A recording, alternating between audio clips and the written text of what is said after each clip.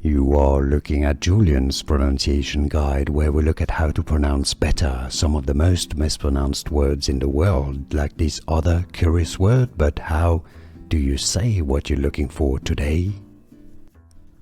Let's learn once and for all how to pronounce this name correctly. If you want to learn more confusing names pronounced, make sure to stay tuned.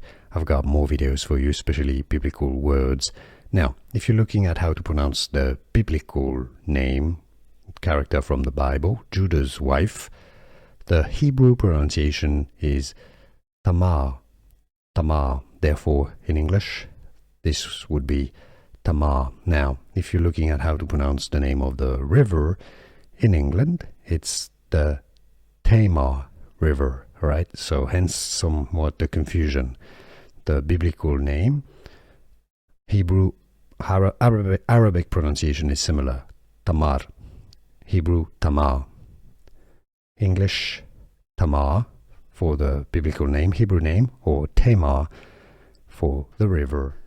Here are more videos on how to pronounce more confusing words and names too many mispronounced. Like this video if you found it useful. I appreciate your support. I'll see you soon and thanks for watching.